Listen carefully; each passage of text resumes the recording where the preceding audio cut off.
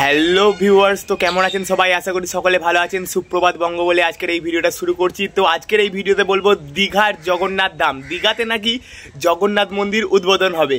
তো জগন্নাথ মন্দির কবে উদ্বোধন হবে? স্নান সেরে নাকি জগন্নাথ মন্দিরে পুজো দিতে পারবেন। তো সেই স্নানের জন্য নাকি 40 লাখ টাকার ঘাট তৈরি করা হচ্ছে সোনার ঝাড়ু দিয়ে।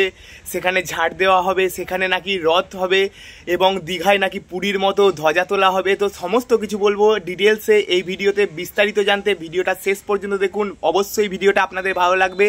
তো চলুন সমস্ত আপডেট, সমস্ত তথ্য জেনে নিই যে দীঘার জগন্নাথ মন্দিরের সমস্ত খুঁটিনাটি বিষয়, যে কি কি হতে চলেছে এবং কি কি হবে, কবে উদ্বোধন করা হবে, কে উদ্বোধন করবে, কত টাকা খরচা করা হয়েছে, সমস্ত কিছু ডিটেলসে বলবো আপনাদেরকে এই ভিডিওতে। হ্যাঁ, তো ঠিকই শুনেছেন আপনারা, দীঘা জগন্নাথ ধাম। দীঘায় তৈরি হচ্ছে জগন্নাথ ধাম। ইতিমধ্যেই পুরী ও দীঘার মন্দিরের মধ্যে তুলনা শুরু হয়ে গেছে। তবে এই ধরনের তুলনা কতটা যুক্তিসঙ্গত তা নিয়ে প্রশ্ন রয়েছে। তবে এসবের মধ্যেই সেজে উঠেছে দীঘার জগন্নাথ ধাম। প্রায় 200 কোটি টাকা খরচা করে তৈরি হচ্ছে এই জগন্নাথ ধাম। 22 একর অর্থাৎ 66 বিঘে জায়গা নিয়ে তৈরি হচ্ছে এই জগন্নাথ ধাম। দীঘার এবছরের নতুন আকর্ষণ। বিশেষ সূত্রে জানা গেছে আগামী অক্ষয় তৃতীয়ায় এই জগন্নাথ ধামের উদ্বোধন হতে পারে। এই মন্দিরকে ঘিরে কেবলমাত্র সাধারণ ভক্তদেরই নয়, পর্যটকদের মধ্যেও এ নিয়ে যথেষ্ট উৎসাহ দেখা দিয়েছে। এই মন্দিরকে ঘিরে যাতে ভক্তদের কোনো সমস্যা না হয় সেটাও দেখা হবে। ওল্ড দীঘার একবারে শেষ সীমানায় তৈরি হচ্ছে স্নানের ঘাট। সমুদ্র স্নানের ঘাট প্রায় 40 লক্ষ টাকা খরচা করে তৈরি করা হয়েছে। এখানে পুণ্যার্থীরা স্নান করে দিতে পারবেন পুজো। দীঘা শঙ্করপুর উন্নয়ন পর্ষদ এই নতুন ঘাটের উদ্যোগ নিয়েছে বলে বিশেষ সূত্রে জানা গিয়েছে।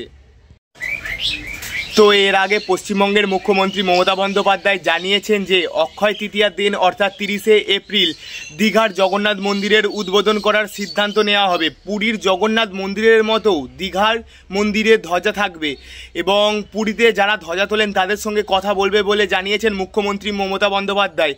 তবে পুরীর মন্দিরের মতো দীঘার মন্দিরের ওপরেও কি অষ্টধাতুর সেই চক্র দেখা যাবে সে নিয়ে এখনও পর্যন্ত কোনো খবর পাওয়া যায়নি। তবে আরও বিশেষ কি চমক আছে সেগুলো আপনাদের সাথে শেয়ার করব।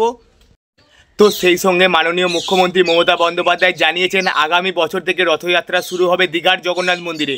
প্রত্যেকটি নিয়ম ও প্রত্যেকটি সংস্কৃতির যথাযথ খেয়াল রাখা হবে এই রথযাত্রায়। রথের রাস্তা পরিষ্কার রাখার জন্য যে ঝাড়ু পুরীর মন্দিরে ব্যবহার করা হয়, অর্থাৎ যে সোনার ঝাড়ু পুরীর মন্দিরে ব্যবহার করা হয় সেই সোনার ঝাড়ুর ব্যবহার করা হবে দীঘার জগন্নাথ মন্দিরের রথযাত্রায়। সেটার জন্য নিজের অ্যাকাউন্ট থেকে 5 লক্ষ টাকা দান করবেন মাননীয় মুখ্যমন্ত্রী।